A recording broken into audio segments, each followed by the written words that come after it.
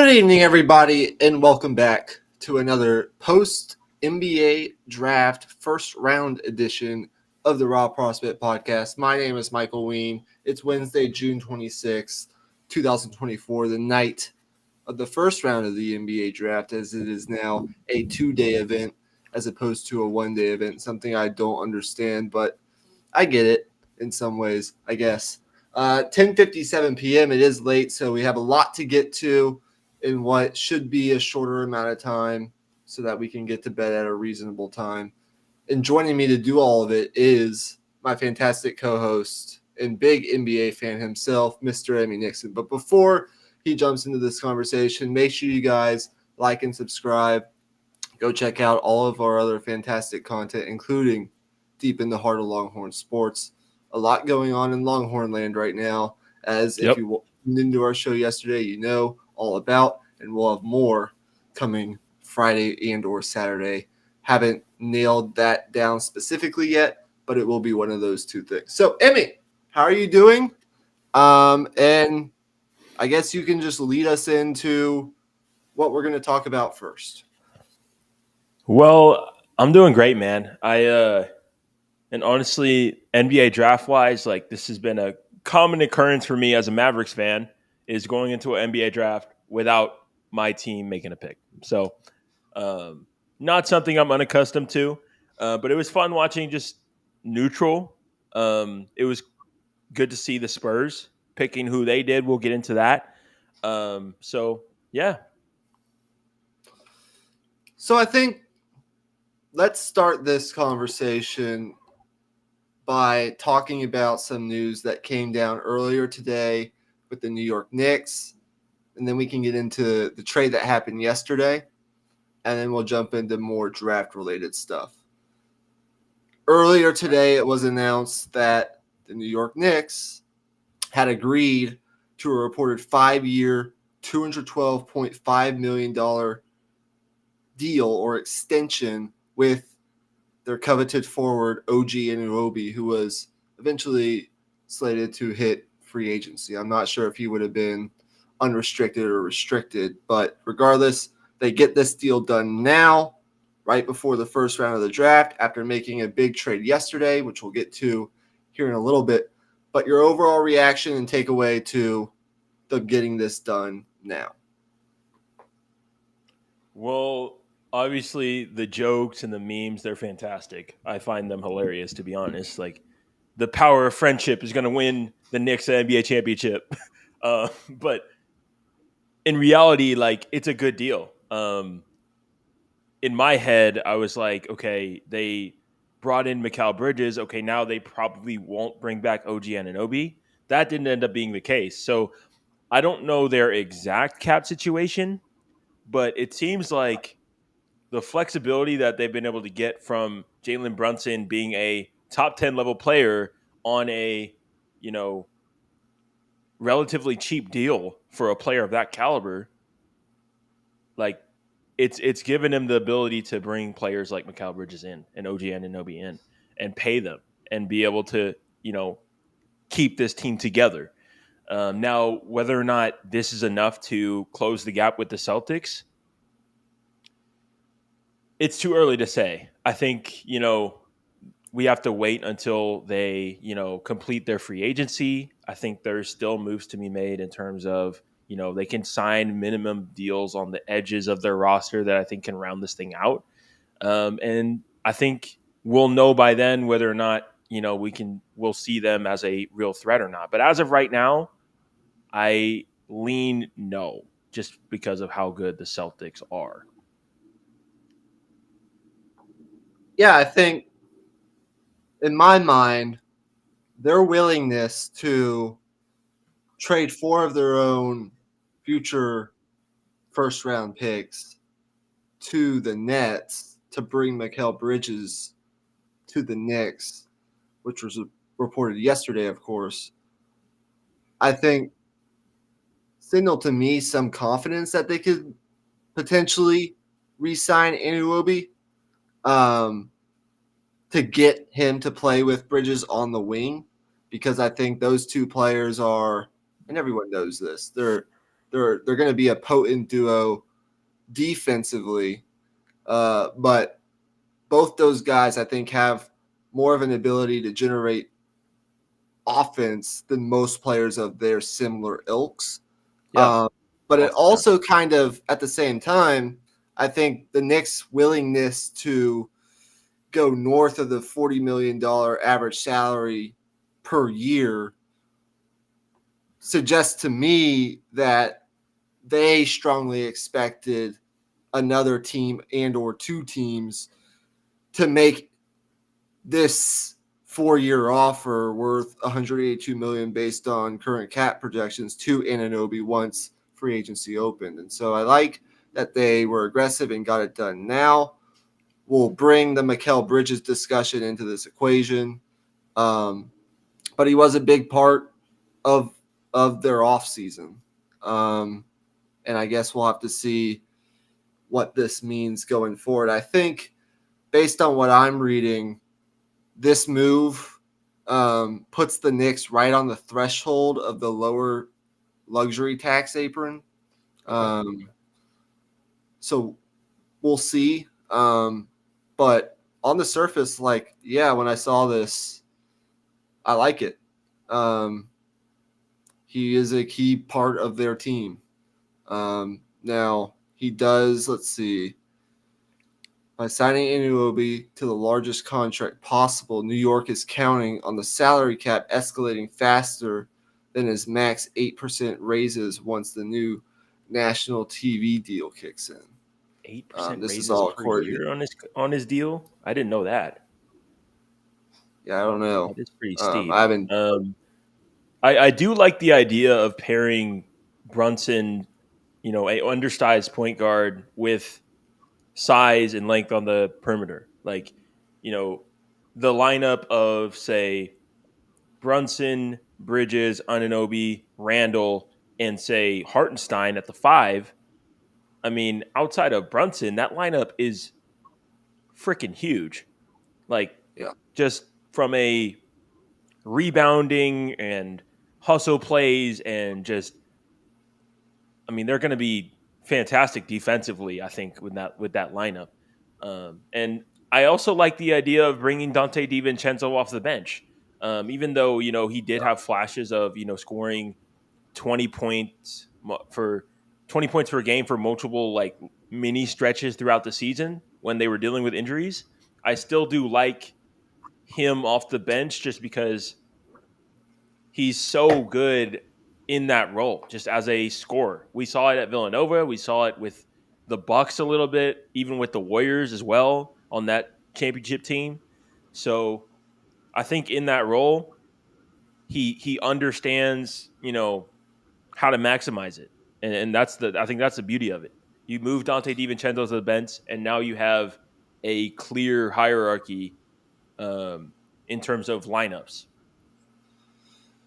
yeah, I agree. This 5-year deal is going to take OG, who's going to turn 27 years old next month, pretty much through what I think will be the remainder of his prime, through his like age Yeah. 32, 33 season. Um, the $42.5 million average salary sounds like a lot for a player who's never been an all-star. It might prove to end up being too much, but I do think this move assures the Knicks, as of right now, to be the biggest threat to Boston, Definitely. And given and to that be health is factored in there. right, that's the point I was about to make. That's the only thing that I would be worried about right now as a Knicks fan is health. Like Yeah. that core five on the floor that I just mentioned, I think can compete with anybody, and that's saying a lot. So we didn't really see Randall on the floor next to Anunoby really at all. So I think this lineup is something that could be really really interesting. Yeah, I would agree. All right, let's get to something else the Knicks did, which we kind of already mentioned. But yesterday, kind of out of nowhere, they they traded for Mikal Bridges from the Brooklyn Nets. Now I'm pulling up the trade details right now because when we saw these trade details, it kind of I think caught a lot of people off guard. But Brooklyn, in return for Mikal Bridges and a 2026 second round pick to the Knicks, is getting Bojan Bogdanovic, a 2025 first round pick, a 2027 first round pick, a 2029 first round pick, a 2031 first round pick, in addition to a 2028 first round pick swap, a 2025 first round pick via the Bucks, and a 2025 second round pick. So which side do you want to address first, the Knicks or the Nets? I mean, I think I kind of I touched on the Knicks when I went over the Anunoby deal. Yeah, So yeah, I'll go ahead and address the Nets. I think the rebuild was the right move, and I think it's pretty clear like getting one of their own picks back was a priority, just to have their own destiny in hand, kind of, and just a chance at winning the lottery in the draft with Cooper Flag. That's a big deal. yeah, And not even Cooper Flag. That's just a name, but like the fact that the 2025 draft is already considered, yeah, to be a tier above what we're seeing this year. So yeah, I think that was a big priority for them, and they were able to get that done. I think that's the main part of it. All the other picks, it's hard for my brain to compute that, to be honest. Like all those other picks, they just sound like numbers to me that are just meaningless as of right now. Just because my ADHD brain just can't really can't really think that far ahead. Like what does a 2031 pick mean to you when you know like when you're trying to tank right now? Like you could be good by the time 2031 comes, and the Knicks could be crap for all we know. Like, I mean, great, but like that's just luck at that point. yeah. The bottom line in all this is Bridges' combination of production and his contract makes him invaluable to contending teams. Yeah, definitely. And Brooklyn's not a contending team. And so ultimately, I think when the Nets really confronted with reality, it made it clear that they had to take this kind of package for Bridges while it was going to be available. Right. That's what it seems like to me. We've seen draft pick hauls of this size in recent years for perennial all stars. Right. But seeing the Nets get 5 first round picks, all but one of them unprotected, um, which is an important part of this. An unprotected pick swap for a player who's never made an all star game and will turn 28 next month is kind of like uncharted territory, at least from my off the top of my head. I think. I mean, look, the other part of this is the odds of any one of those individual picks that Brooklyn got from the Knicks being nearly as valuable as the pick that it sent to Houston, which ended up being number 3 tonight, or you know, the ones that they sent to the Celtics last decade that turned into Jason Tatum and Jaylen Brown. The odds of these picks being as valuable as those picks are Kind of low. Yeah. kind of low. But You never know. you never know. But when you're in a position like the Nets are, which until recently was kind of like NBA purgatory. They were 32-50 this year, which I kind of think of as like, well, you're not bad enough to get a top pick, even though it wouldn't have mattered because you didn't own your picks. But you're also not good enough to be contending. Be relevant. Yeah. It's still impossible to hit the jackpot if you never play the jackpot. And so I get it from the Nets perspective.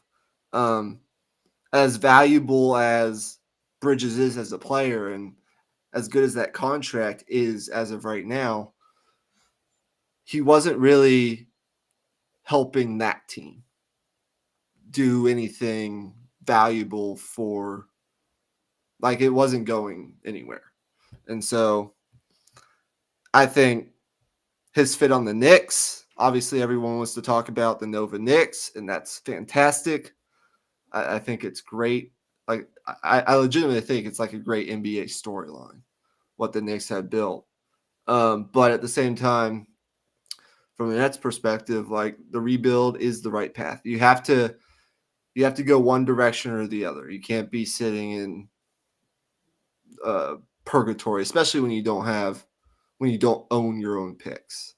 And so that's my viewpoint on it. Yeah. What would you grade each side here? Like if you had to give a letter grade to the Nets for what they got and the Knicks for getting Bridges, but for what they gave up, what would you give each side, just generally?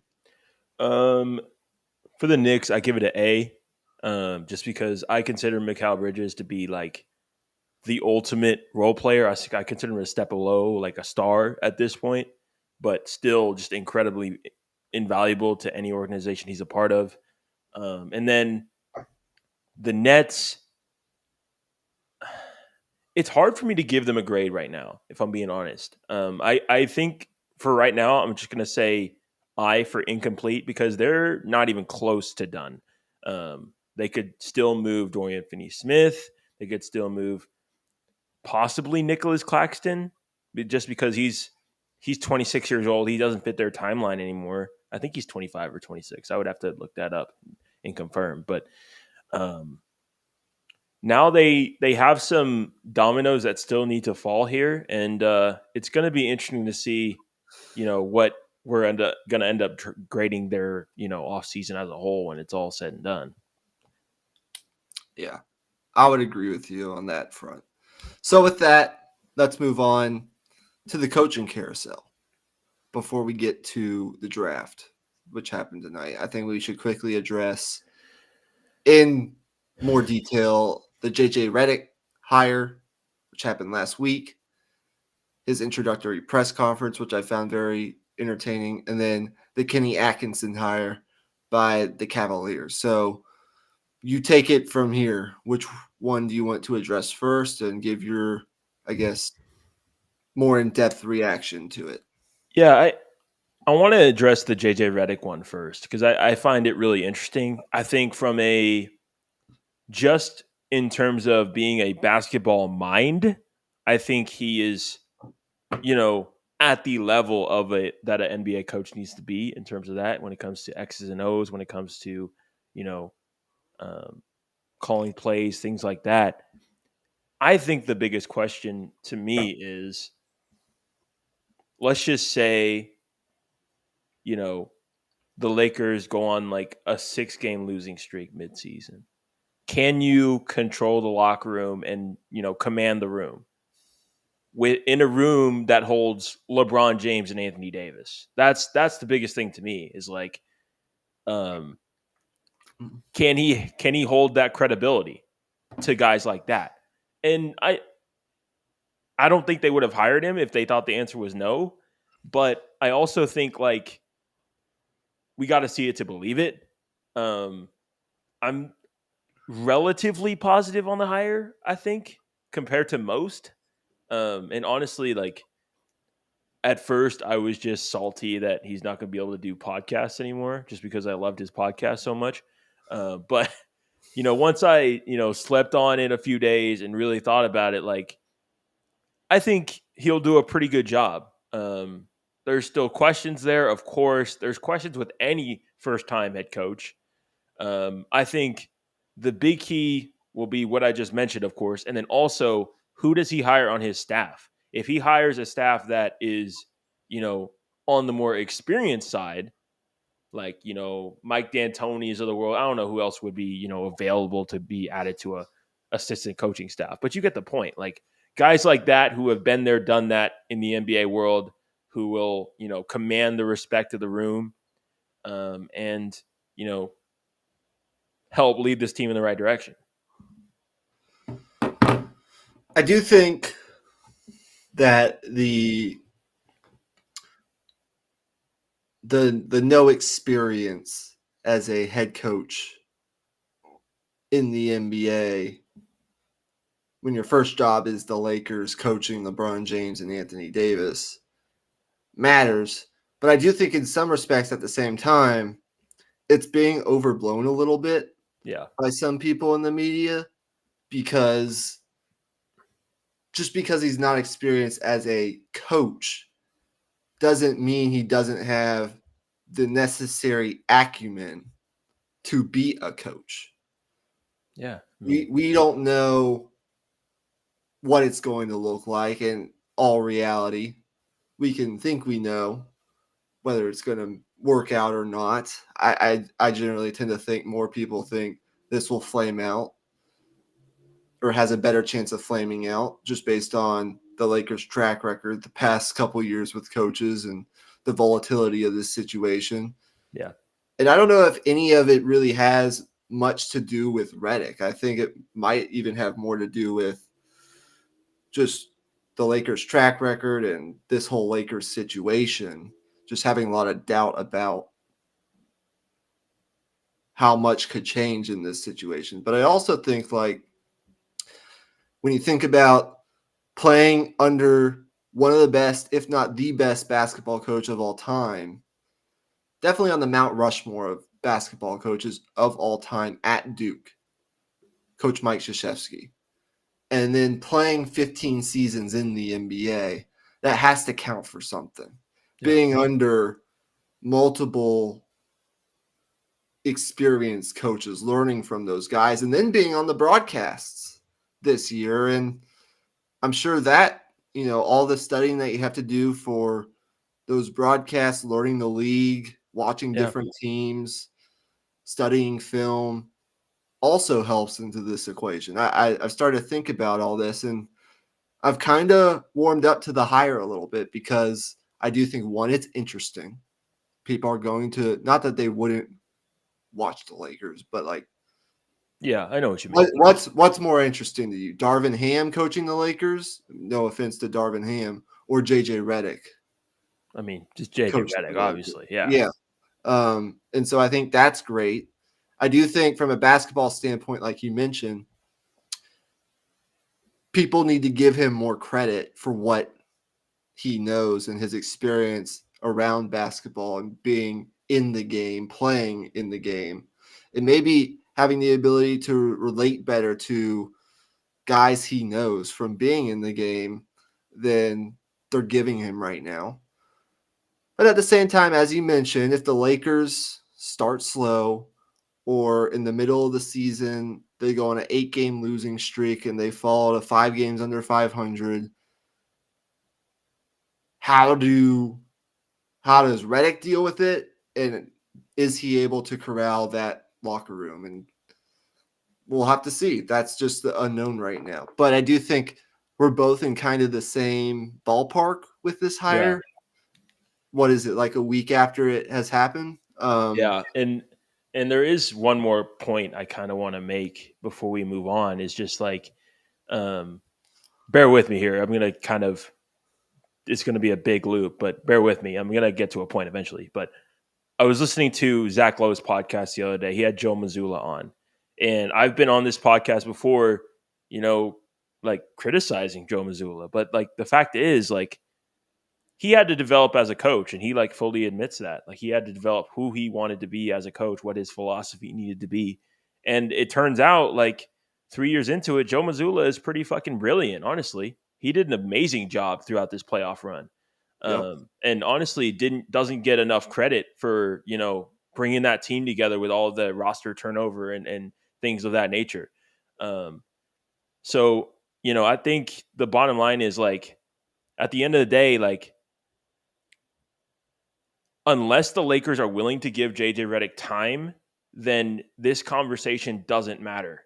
I think personally, it's like a 3-year minimum for a first time head coach. But 2 years, whatever, like they got to give it. They got to give it time. Okay, I agree.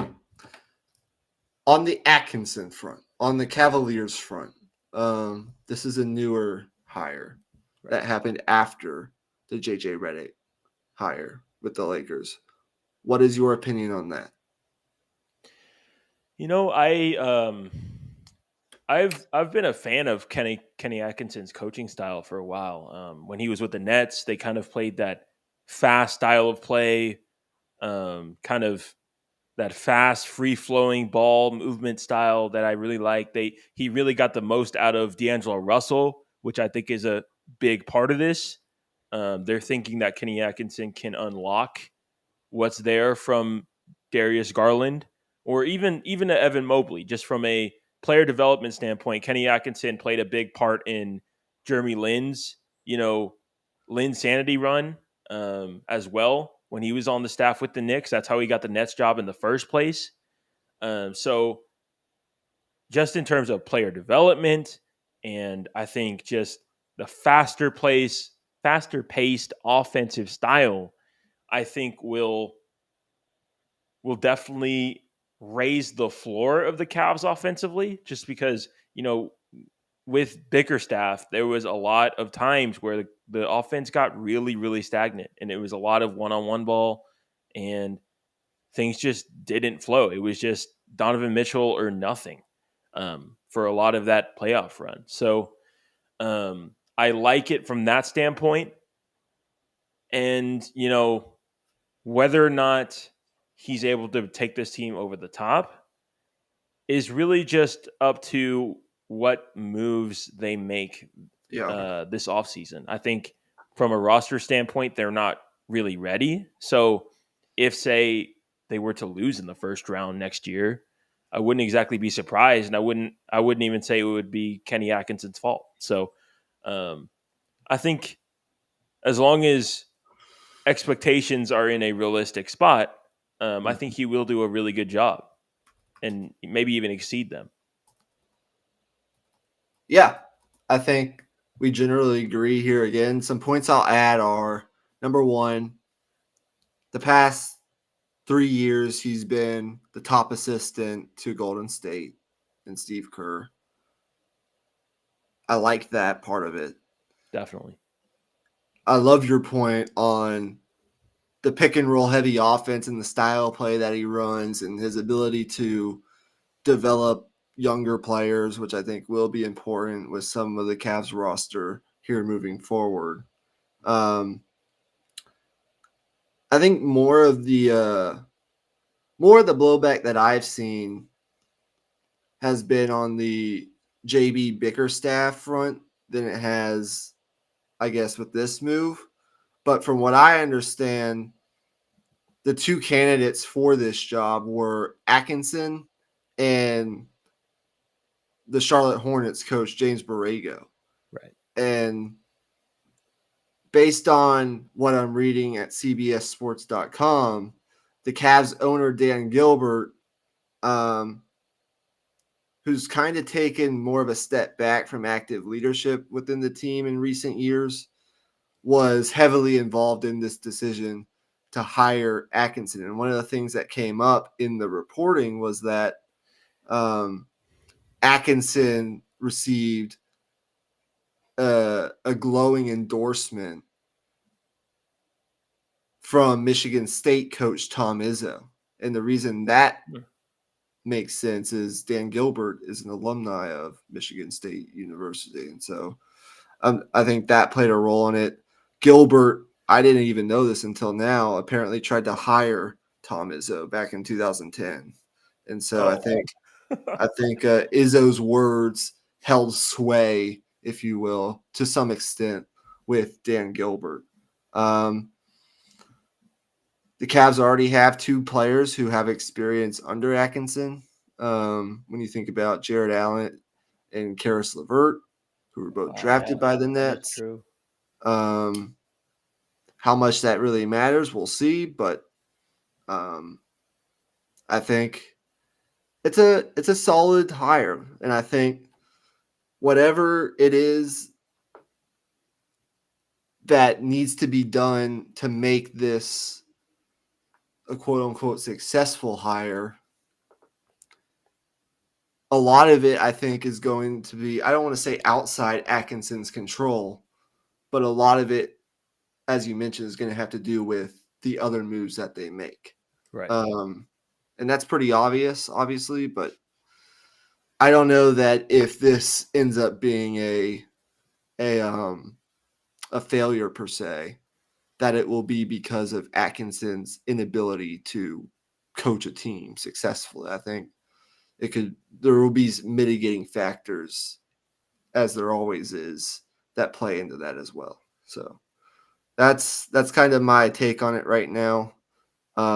Anything else we need to mention on the coaching front before we get into more of the NBA draft and what's gone on tonight? Yeah, let's get to the draft, man. There was some Okay. interesting stuff that went on tonight. I think it's only right that we start off with your Spurs. You cool with that? Yeah, let's do it. So All the right, big man. Yeah. question, one of the Sorry. big questions coming in was, what are the Spurs going to do to support Wemby in their first draft, in their first offseason with Wemby being a Spur? And with the fourth overall pick, they went with Steph Castle. I personally, as a college basketball fanatic and a college basketball nerd, really, really like Steph Castle.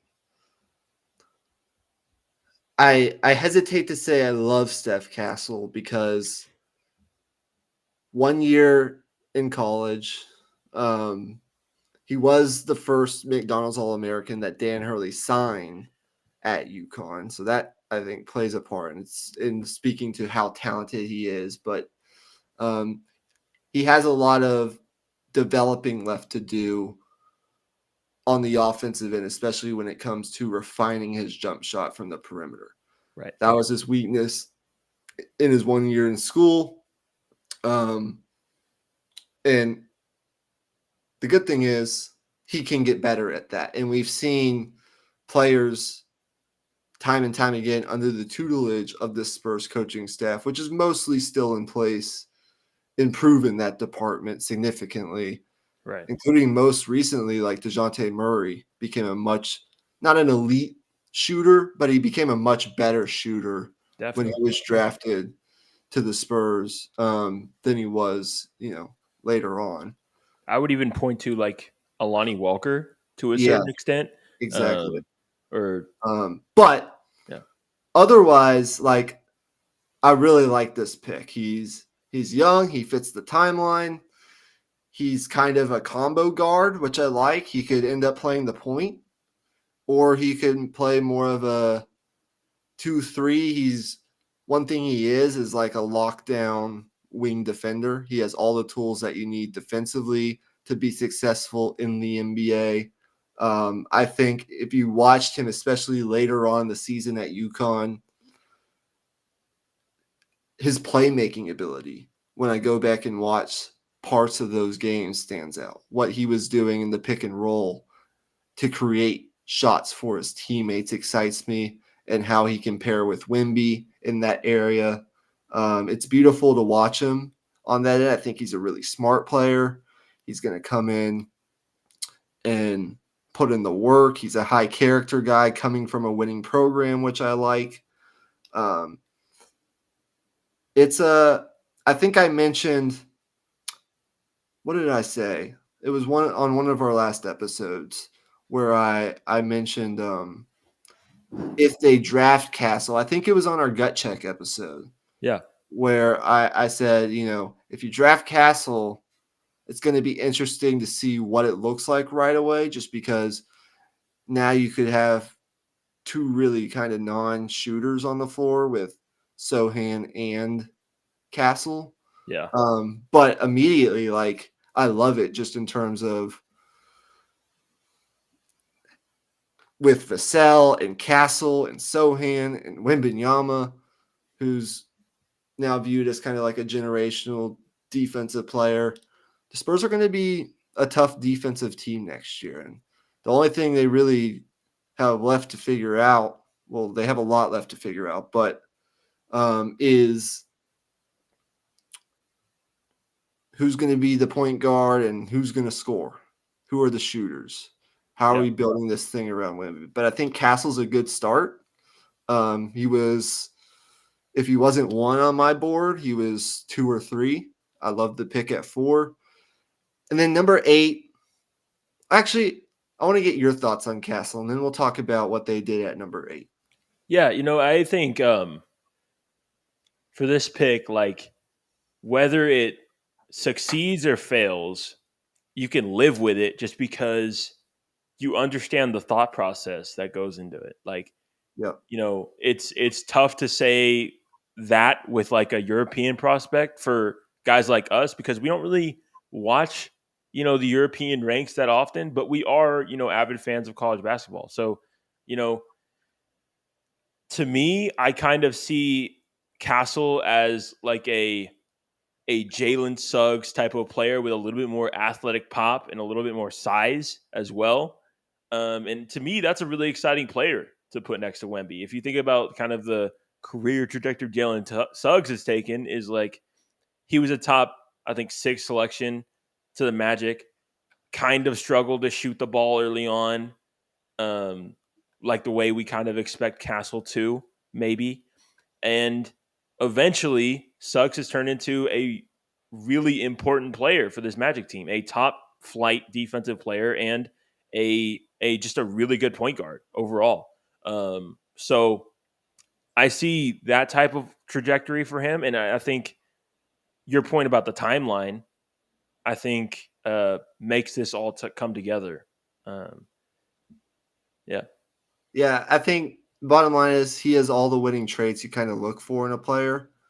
And the Spurs have confidence that they can turn him into something more than what he is now at a very young age.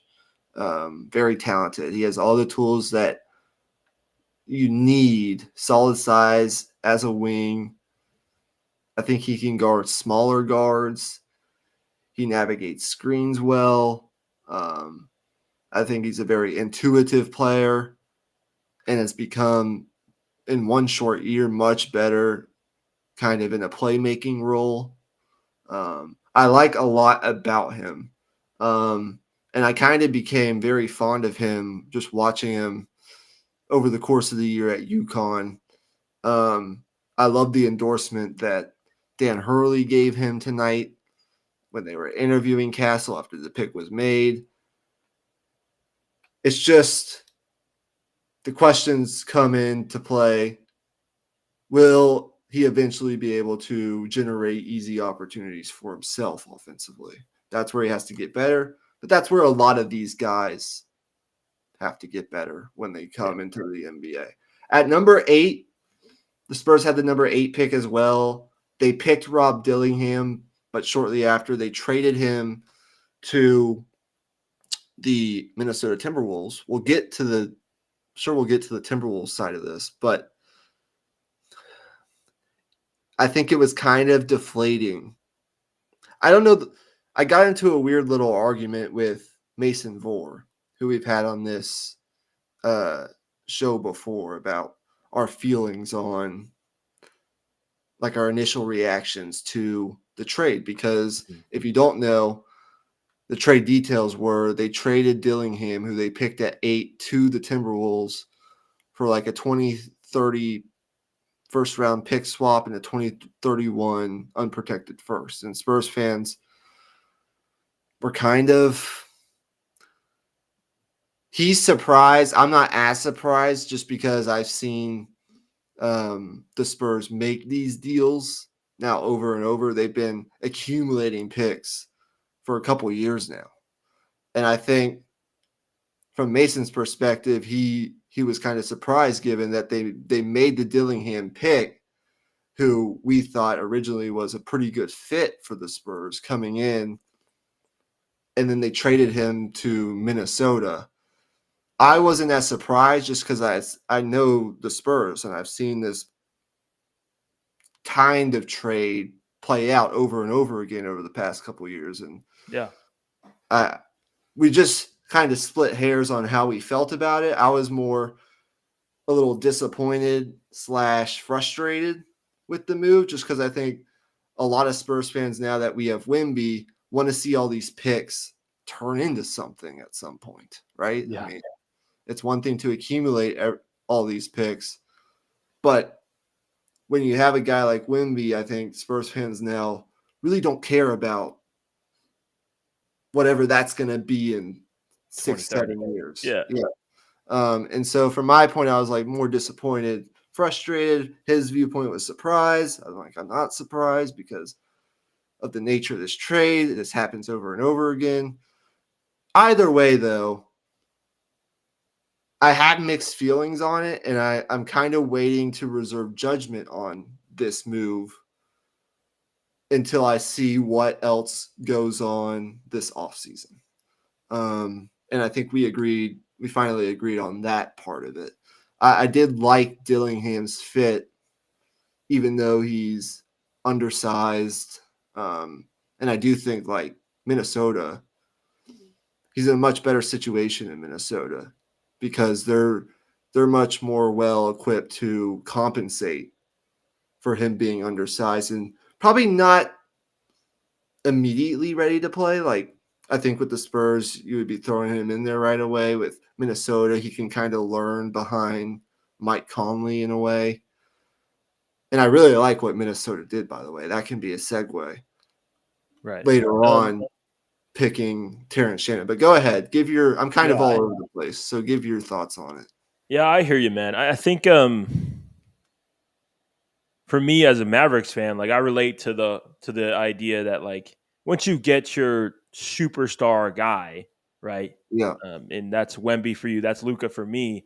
But like once you have that guy, like go all in. And for us, that was, making the move for Kristaps Porzingis. And that's kind of why the rumors about, Trae Young or potentially Darius Garland or DeJounte Murray coming back, those types of things have been swirling around because people think that kind of move is imminent. So to me, I'm more so just going to wait and see, just like you, because I don't think they're done. I think a big move is coming, and I think ultimately they see it the same way we do. It's just going to be a little bit more patient, and they're going to wait and try to find the right deal. Yeah, I would agree with that. And do they have a second-round pick tomorrow? I believe they have 2 second-round picks. So okay, maybe I'll double check on that. I know they have 35, and I think they have 48. But I'll double check that. But I thought for the last 15 minutes, 10, 15 minutes or so, we can just go back and forth on, I don't want to say winners and losers. Well, I say winners and surprises. How about that? Because losers is kind of harsh at this point. Yeah, definitely.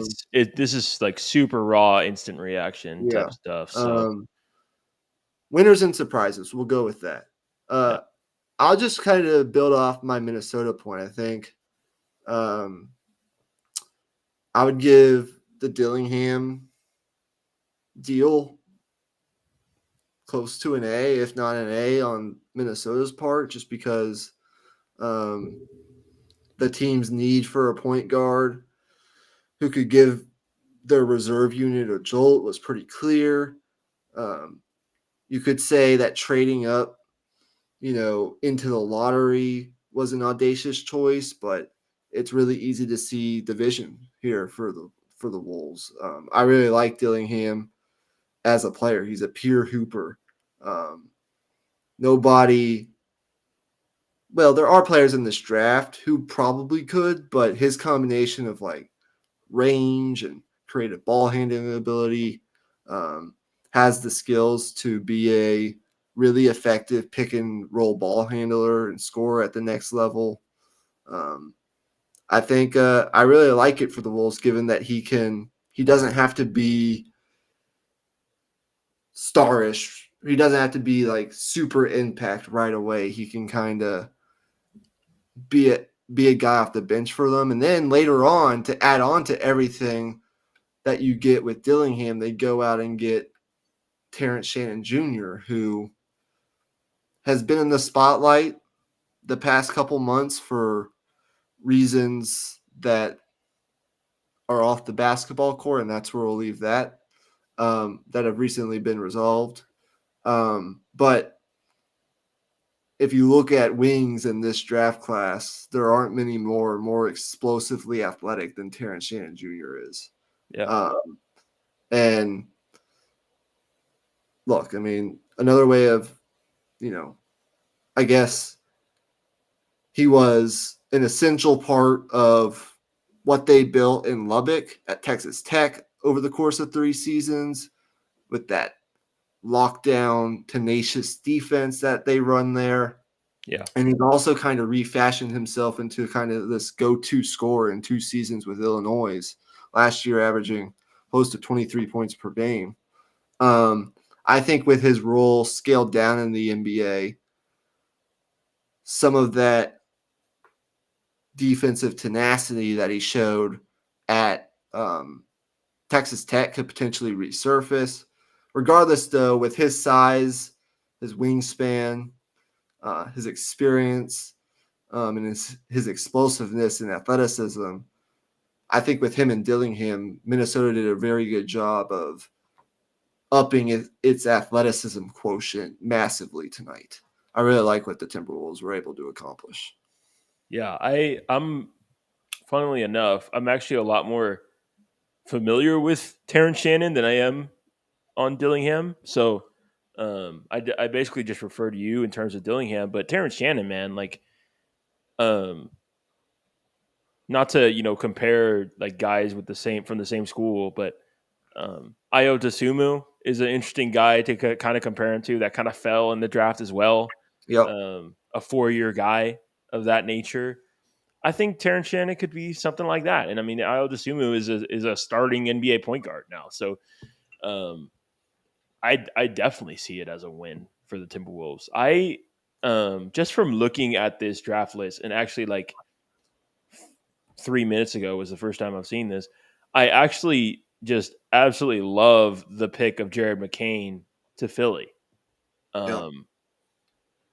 I don't know. I'm just a really big fan of Jared McCain, man.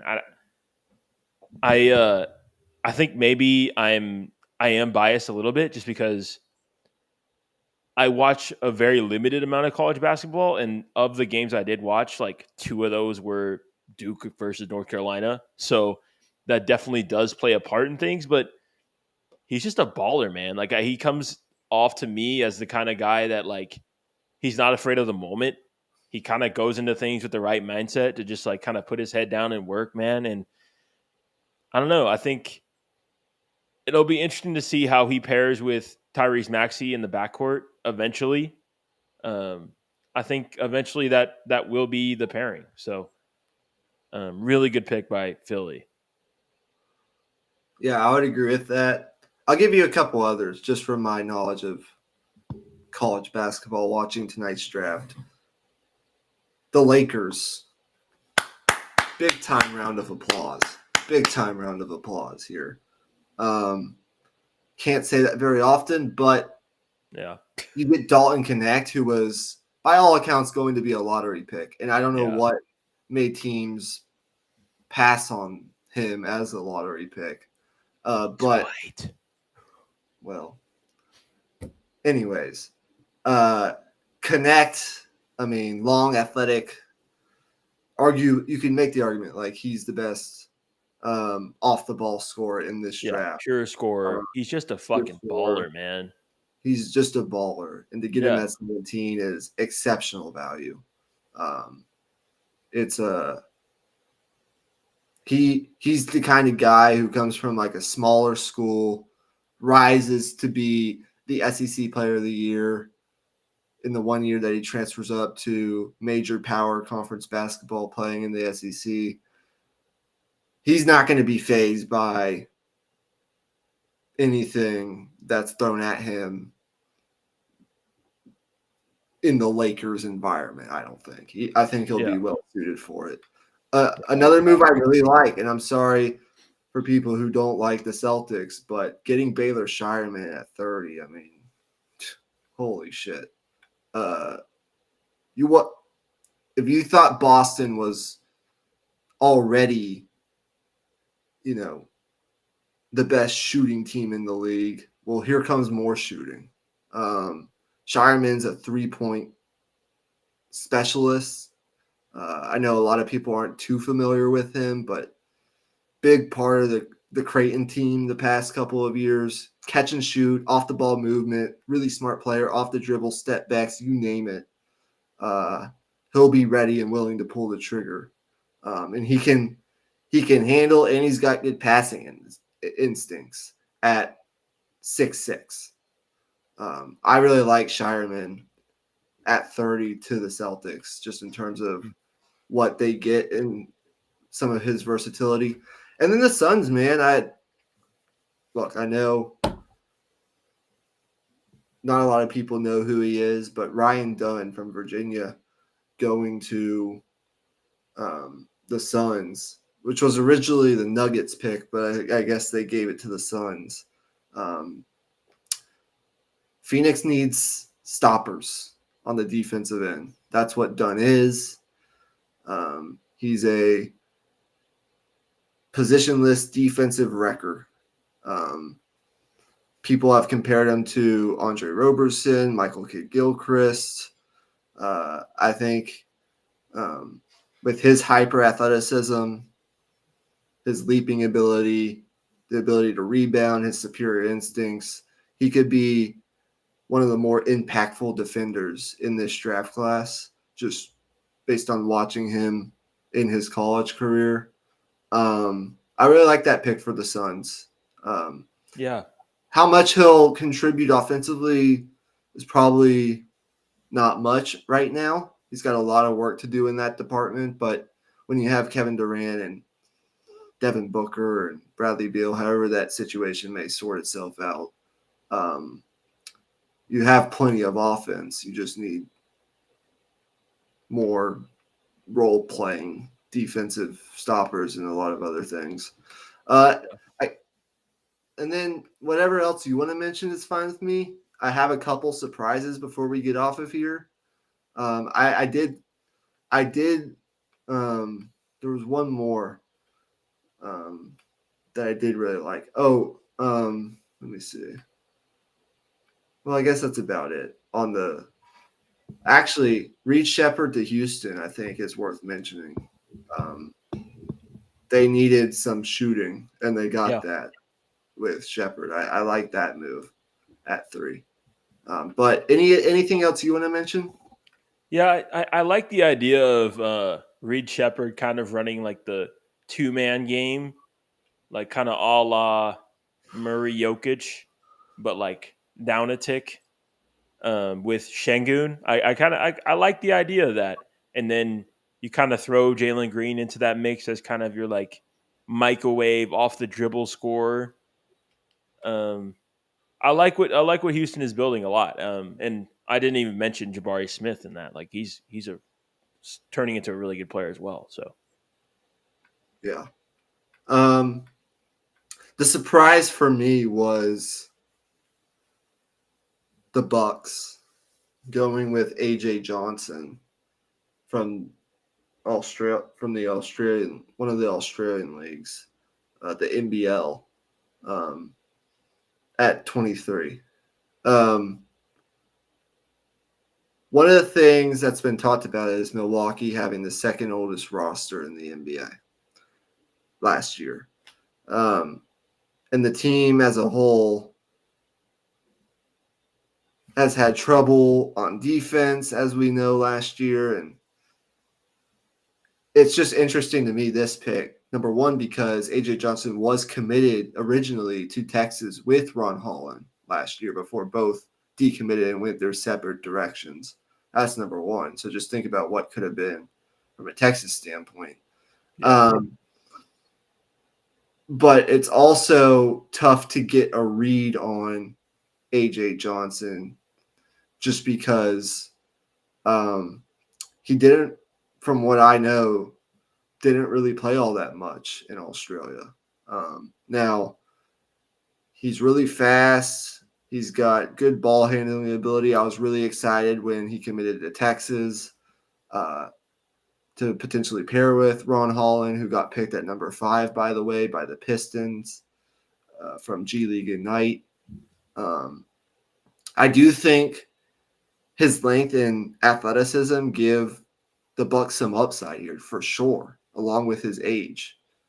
I just wasn't expecting him to come into play at 23 with as little as he's played overseas. So I think they could have gotten him, probably where they were picking in the second round, but maybe they knew something that we don't. Who knows? I'm not saying it's a bad pick. It's a really good, upside, young combo guard pick, in my opinion. I like AJ Johnson. I just don't know. In terms of surprises, that was a surprise. Yeah. And then I guess, what else was surprising? I'm not really familiar with any of the other players. Well, Isaiah Collier, I guess, was interesting because his name was thrown around as being like a top 5 pick before the season started. He was like a top recruit that ended up at USC. So that was interesting. He ended up with the Jazz. Not really sure how that's going to end up You know working. what I found interesting?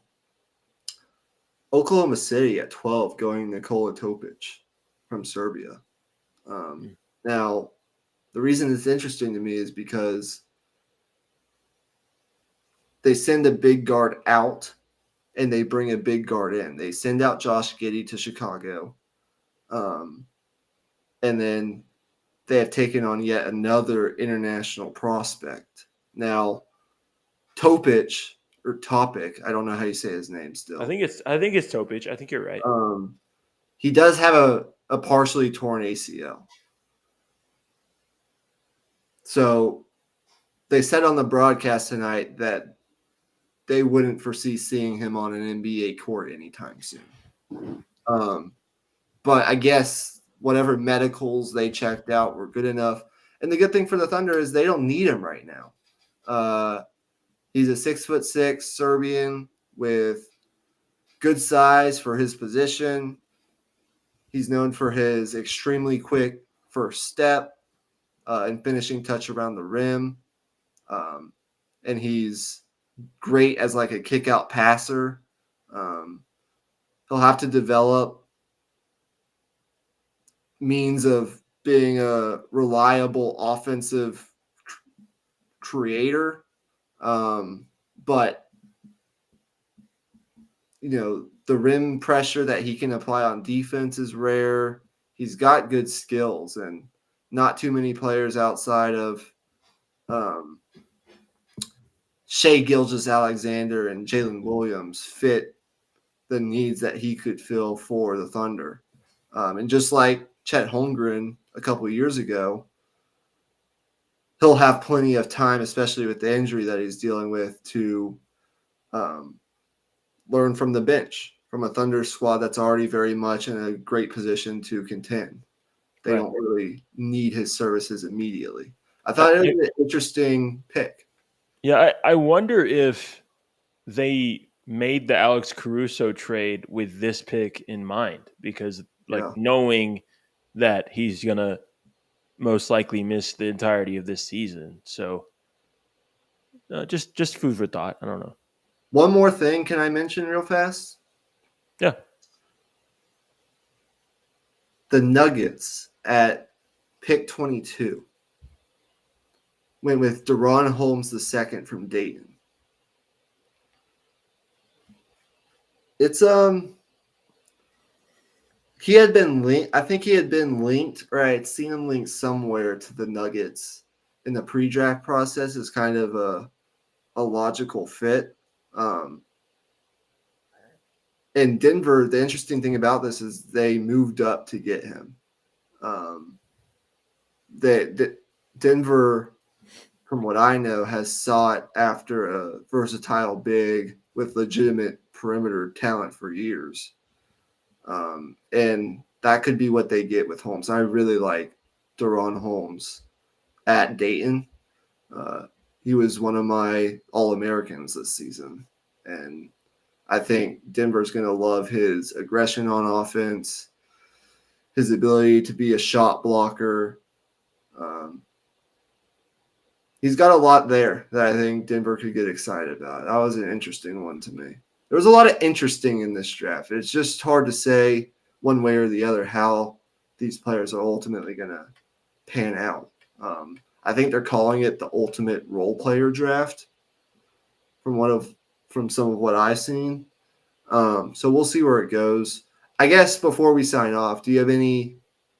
I know we're neither of us are familiar with these French guys, but any takes on the Hawks getting Zachary? I think it's Yeah, Zachary. yeah, I actually do. Yeah, I Okay.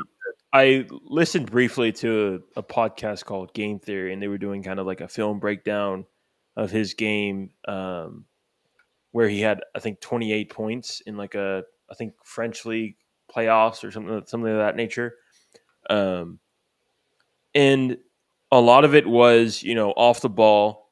He kind of works a lot of his game from the corner, whether it be kind of backdoor cuts, working off of screens from the corner to work uphill towards the wing and get free on those shots. Um, the question with him is kind of as a ball handler and as a kind of just off the dribble guy, just how can he be as a scorer in terms of like the hierarchy of the NBA? Like, where will he fall when it's all said and done in terms of just pure scoring acumen? That's the question to me. But the good news is the Hawks, in their current state, don't really need that. I think Jalen Johnson is a interesting fit next to him in the front court, and Onyeka Okongwu as well. I think that three is really interesting as a front court. And then from there, you just kind of have to figure out your backcourt, which is the funny part because they thought they had that figured out when they got DeJounte Murray. So the question right now for the Hawks is really just about like, is this guy just a taller DeAndre Hunter, or is he, kind of waiting to break out as a offensive player?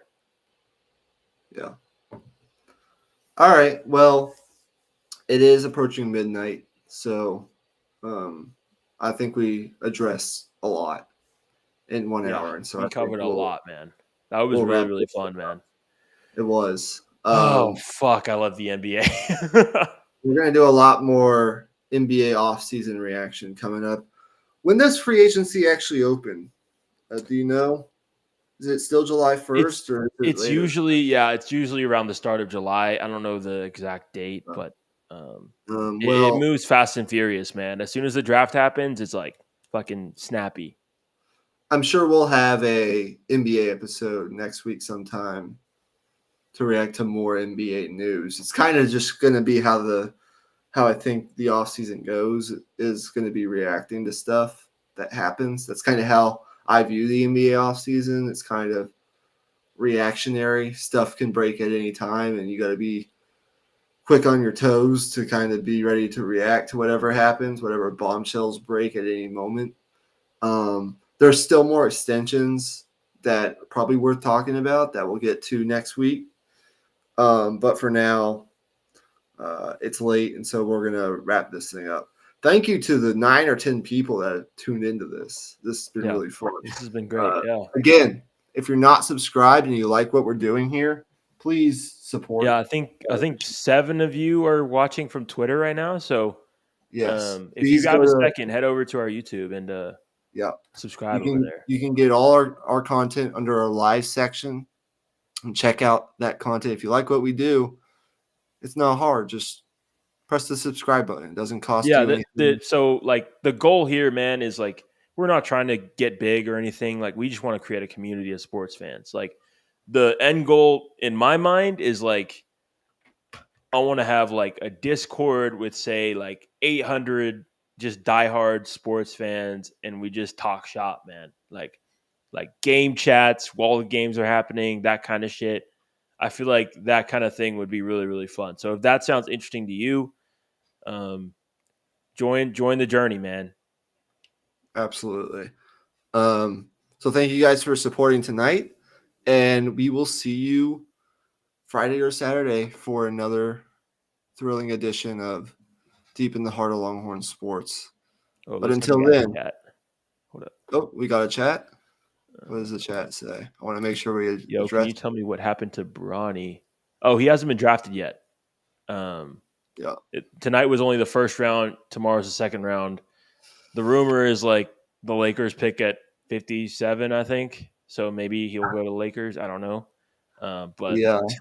I think tomorrow a lot of people will really only be watching because of Bronny, if we're being real, like just to see where he goes. So Yeah, that'll the be weird interesting. thing is the second round's like, I think they said it starts at 4 Eastern time, and I'll still be at work then. So, yeah, Thanks, NBA. I don't know how much I'll be watching, but maybe Yeah. by the time the Lakers pick rolls around at whatever it is, 57, I'll be off, and that news will break. We'll see. We'll just have to see. But until Friday, as I said, have a great rest of your night or early morning, Oh, I we guess you got could say. another one. And before we go, Mr. Buffalo says, okay, thanks. And yeah, I'm hoping he goes to the Lakers or Raptors and keep the good work up. Thank you very Oh, much. We appreciate appreciate that, it. man. Yeah. We greatly appreciate that. What were you gonna say? What was I going to say? Before we go, tomorrow, USA, Team USA, if you're interested in this soccer thing that's going on right now, they played Panama in their second game of Copa America. And so, I don't know. It's an important game because if they win, they pretty much assure themselves that they advance out of the group. If they lose, they put themselves in a precarious position having to go up against Uruguay in Yeah, their next game. just get a tire better. That's So really just take care of business, Team USA. yeah, Like, yeah, we're really not asking all that much from you. yeah, man. Just get out of your group. Like, that's the bare minimum you can do at this point. Especially with the World Cup coming up. Like, you don't want to put yourself in any sort of weird position there. But go Yeah, you Team don't want to USA. lose to the country you built a canal for. So Right. Go Team USA, and we'll see you guys on Friday.